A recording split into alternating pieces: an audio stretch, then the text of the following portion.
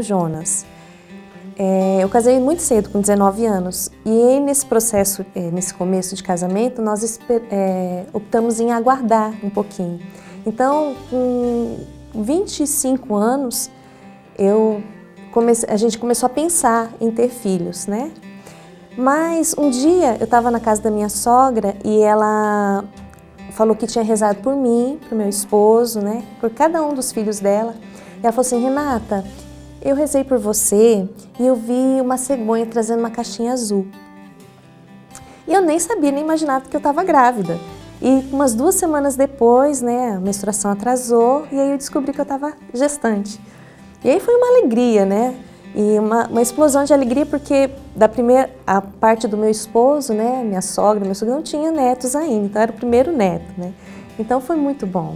Quando a gente está gestante, a gente sempre tenta imaginar aquele rostinho, como que vai ser, né, o cheirinho.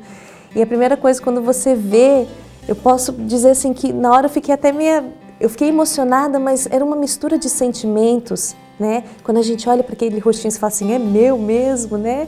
E agora, né? Como é que vai ser? Então, assim, dentro de mim era uma alegria, mas ao mesmo tempo eu tive um receio, um medo, né? De como que seria, né? Será que eu ia dar conta? Então, quando o Jonas nasceu, então foi essa mistura de sentimentos, né? E conforme foi passando os meses, as coisas parece que vão se ajeitando, vão colocando no lugar. Eu lembro que uma amiga minha, ela fala assim que quando a gente é mãe, a gente acha que a gente gera vida, mas na realidade eles geram vida em nós, né? Então, a cada sorrisinho dele, a cada falinha, né, o balbuciar, aquilo vai alegrando o coração de mãe, né? A gente vai abrindo uma nova vida, né, para cada um de nós. E aí a gente vai descobrindo assim que a gente acha que a gente amava, né? Mas quando tem o filho, a gente vê que ali a gente começou a aprender a amar. A Ana Lu veio depois de 4 anos que que já tinha o Jonas, e eu já tinha o desejo de ser mãe de novo de uma menina. Então eu rezava muito para Deus. Eu lembro que nesse processo de querer foram mais ou menos uns 6 meses. E eu sempre, assim, como eu sou da igreja, então eu sempre acompanhei pelo método do Billings, né? E o método Billings, eles falam assim, tem como você saber se é menino, se é menina, né? E aí eu preparei muito bem a Ana Luísa, né? Mas teve esse processo de 6 meses. E aí quando eu fiquei grávida, foi uma alegria também, né?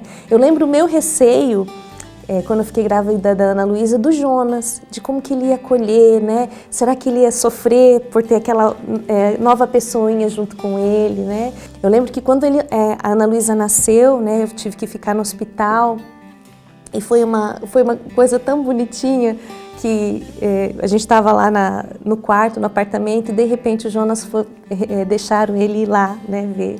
E eu lembro que na hora que abriu a porta, ele chegou, aquele jeitinho dele, ele tinha 4 aninhos, né, com um buquê de rosas bem grande, assim, para receber a irmã dele. E foi tão bonitinho. Eu lembro quando ele chegou pertinho dela, a primeira coisa que ele fez foi dar uma cheirada na irmã.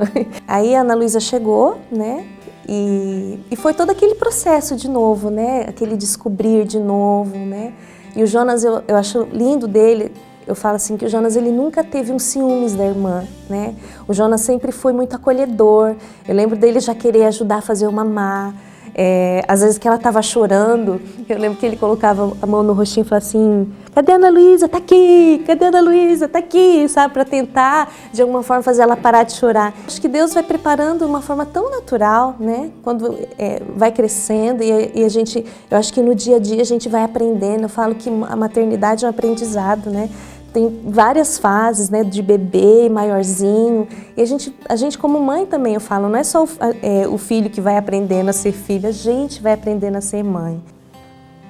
Eu lembro, num domingo, em abril de 2013, a gente tinha acabado de chegar da missa, e eu e meu esposo estavam no quarto, né, o Blau, e aí o Jonas, ele já tocava violão, ele já tinha esse dom, assim, né, desde pequeno, sempre muito estimulado, sempre, eu falo, o Jonas aprendeu a tocar violão, não é porque o pai dele tocava não, porque ele foi atrás, né? Ele buscava no YouTube e quando a gente viu ele já estava tocando. E nesse processo, né, quando a gente chegou da missa, ele foi tocar o violão e ele percebeu que as mãozinhas dele estavam meio... não tinha mais aquela agilidade que tinha para ele tocar. Ele falou, pai, mãe, eu não sei o que, eu fui tocar o violão e a minha agilidade da mão está limitada. E aí nós nos preocupamos na hora, ligamos para minha cunhada, ela é médica, e aí ela já falou assim, não, vamos marcar uma ressonância para ver o que está acontecendo, uma tomografia. Isso foi no domingo. Quando foi na terça-feira, ele já fez essa tomografia e aí já se descobriu que o Jonas estava com câncer. Ele teve câncer no mediastino, que fica atrás do coração, e ele já estava com metástase em alguns pontos na cabeça. Então, esses pontos que estavam na cabeça fez com que a gente descobrisse, por causa que foi no momento da agilidade. Eu lembro que nesse momento, assim, a vida da gente, assim, parece que a gente cai num buraco escuro e que a gente não vai conseguir... a gente cai dentro desse buraco, assim, parece que ele não tem fim, né? E eu lembro que foi um momento muito difícil pra gente, muito difícil. Eu lembro que nessa terça-feira mesmo a gente foi na casa da minha cunhada, Letícia, e do meu cunhado Fábio, os dois são médicos. E ali eu lembro que ele começou a contar, né? E foi um momento muito difícil. Eu lembro do rostinho do Jonas, né? Ele falou assim, mas eu tenho tumor na minha cabeça, né? E o Fábio falou assim, sim, Jonas, mas a gente vai cuidar de você. E eu lembro que a gente foi para casa e lá em casa a gente conversou, a gente rezou e aí ele foi dormir. Eu lembro que naquela noite, acho que os anjos já estavam ali junto com o Jonas, porque ele dormiu a noite inteira. E a gente que é pai e mãe, a gente não consegue.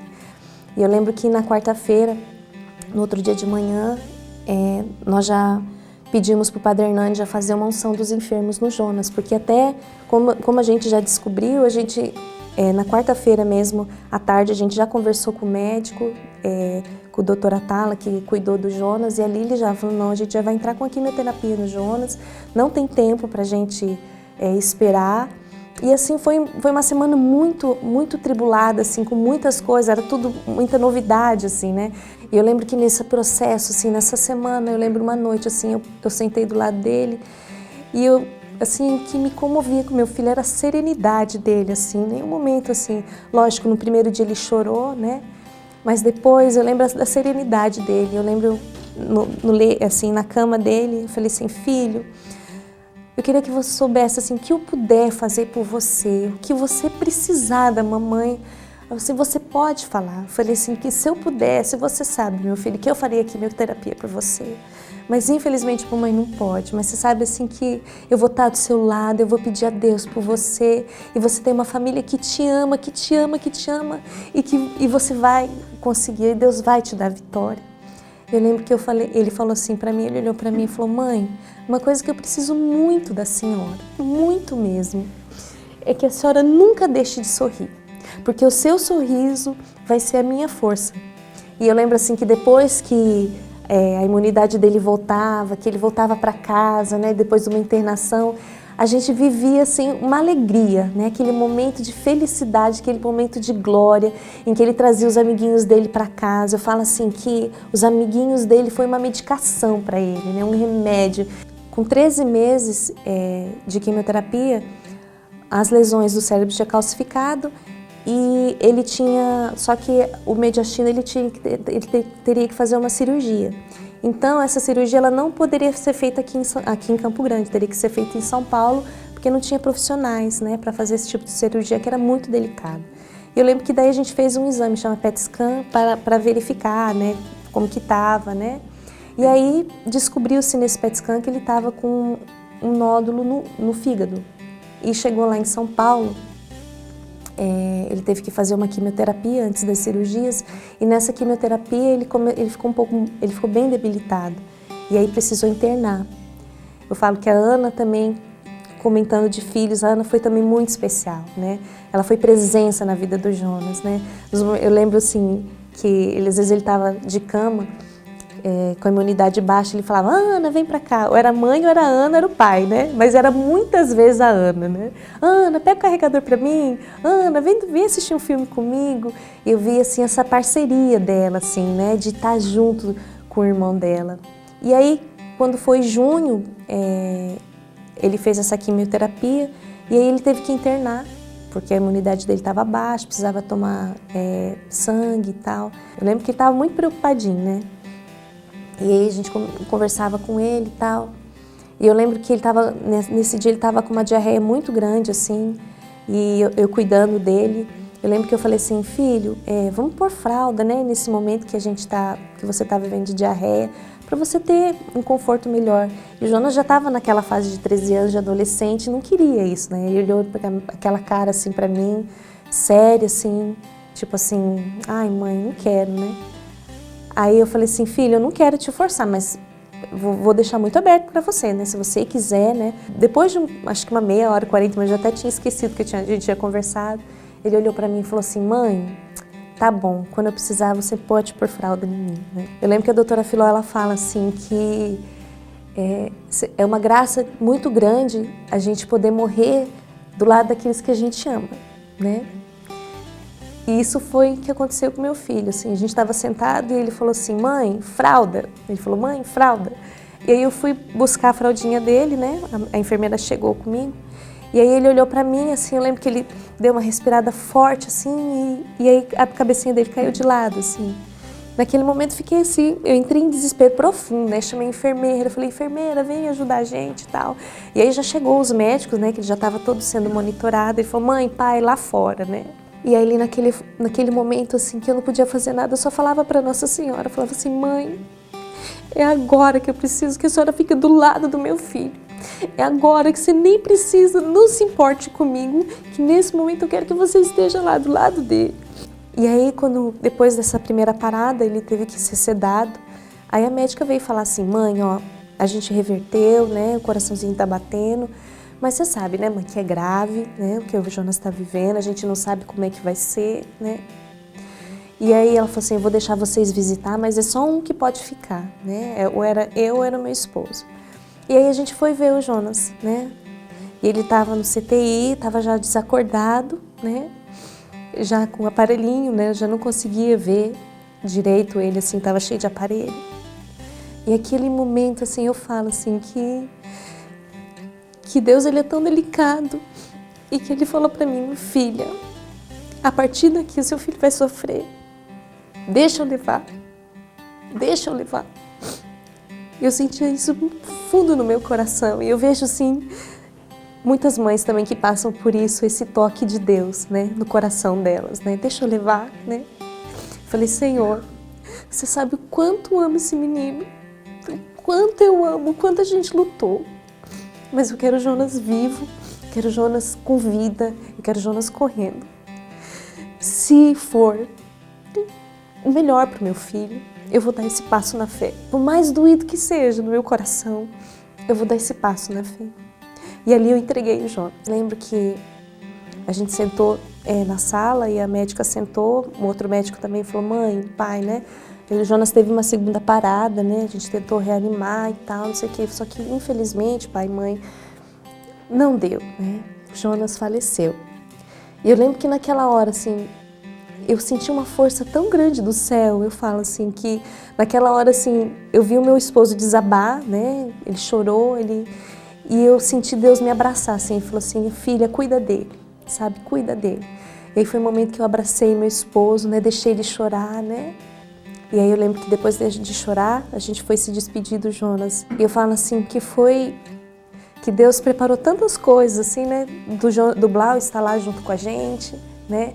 Do Jonas, todo esse processo, a gente vê o Jonas sorrir, o Jonas brincar, o Jonas estar com os amigos, né? E naquele momento, assim, né? Que eu vi o Jonas depois, é inesquecível o semblante do Jonas, sabe? Eu falo, o Jonas tinha um sorrisinho no cantinho de boca. Eu falo assim, que naquele momento eu entendi, né? Quando a gente reza a Nossa Senhora Santa Maria, Mãe de Deus, rogai por nós pecadores, agora e na hora de nossa morte, amém? Ali eu entendi, né? Que aquele momento, aquele sorrisinho, eu falo assim, que o Jonas se abriu. Eu falo assim, que a graça de Deus é que nos sustenta todos os dias.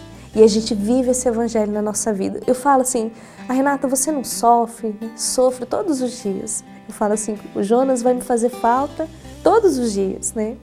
Mas eu falo assim que diante daquilo que eu estou vivendo, das minhas provas, né, dos nossos sofrimentos que são momentâneos, hoje eu tenho esse desejo de céu, mas eu também assim eu sei assim que a minha missão ainda continua, porque tem uma preciosidade tão grande eu e o Blau, né, que se chama Ana Luísa, uma menina tão cara também, tão especial, né? Eu falo assim que como foi importante assim a presença dela. E eu sei que ela, do jeitinho dela, ela sofreu também. E eu tenho certeza que quando os meus olhos aqui fecharem, eu vou escutar. Oi, mãe, porque ele vai estar lá me esperando, junto com Deus, né?